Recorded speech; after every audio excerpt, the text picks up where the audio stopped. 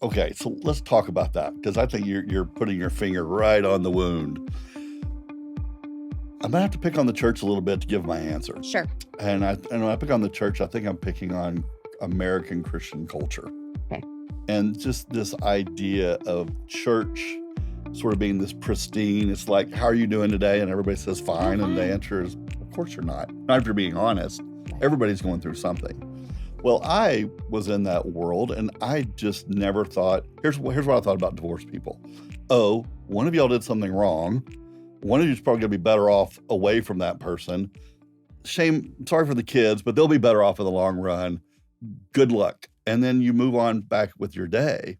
Yeah. And pastors get up and they just preach about, well, here's what marriage is supposed to be. And here's your only reasons you can go get a divorce. And then we just move on with our day. Until I went through it, I did not realize the gut punch of what divorce is. And to really answer what you've asked, when you're going through a divorce, you've got the mess, whatever that mess is that caused the divorce.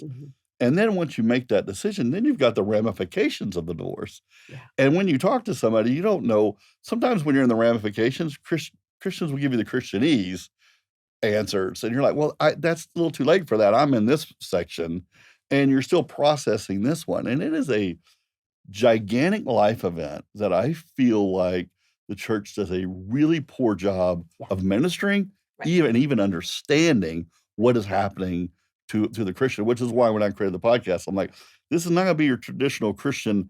I'm not gonna talk about Genesis 1 and 2 of what a marriage is supposed to be and when you can get a divorce. I'm gonna talk about the mess of a divorce. Right. And actually, I break the podcast into, are you going through it? Are you sort of in it? And then are you recovering from it? Right. And so, yeah, it's a 17 episode podcast with all those little different milestones. Yeah. In fact, I looked up some of the titles, which I think are fantastic. And I was going to save this for the end, but you cover things like, what about the kids? The first 90 days, losing friends, divorce and the church, co-parenting, grace and divorce. I mean, those words don't even often go together, but where is God's grace when we're going through it? We have to be submerged in it. So I want to just go back and say that your podcast came together because there was a need. Facts. First of all. That's right. And it's an unmet need. Who do I go to? Who do I talk to? Secondly, that need came about because you experienced the negative, the things that God won't give you more than you can handle, which don't even get me. Don't get me going on that one. That I know.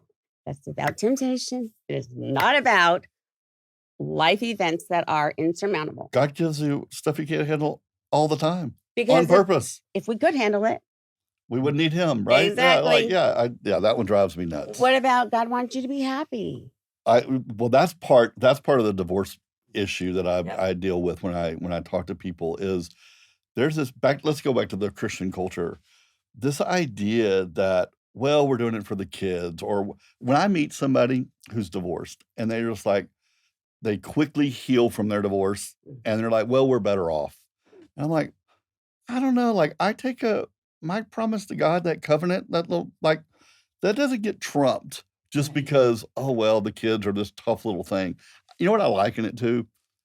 Here's another one of my pet peeves. I'm going to blend two pet peeves together. And that is when people say they're called. Well, I'm like, think about a pastor. Well, my wife and I have been praying about it, and we feel called to leave this church and go to this church. Well, then 2 years later, you talk to them, they're like, oh, this is a nightmare. We're leaving. And I'm like, well, were you called? Like, isn't a call mean, God didn't say a calling means everything's going to be great. Right. So if you're really called, then how are you uncalled? Like, what does an uncalling look like? Well, I feel the same. It's that same mentality happens with marriages. It gets tough. And it's like, well, don't I deserve to be happy? And the kids shouldn't see, us fighting this way. And like, well, no, I agree with that. Doesn't mean divorce is your answer. And so I think it's an interesting phenomenon. One, I do think a lot of people are breaking their covenants. Yep. And so the other person are reacting to that break. That's happening a lot. But also this loose holding on to that commitment, because the commitment didn't say everything's going to be great.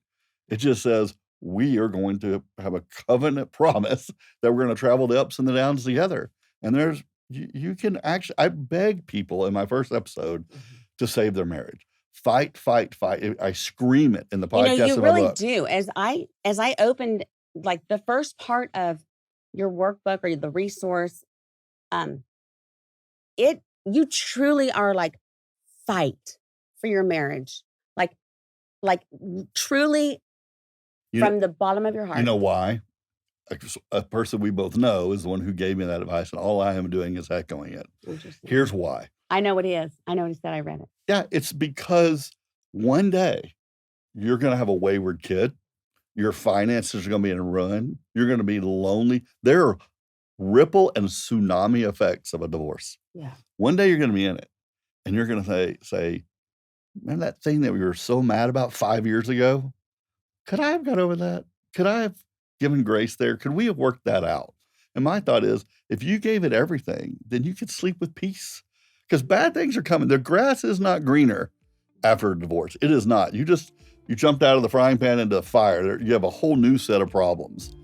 And if you don't fight, you will always second guess. And I don't want to go to my grave second guessing.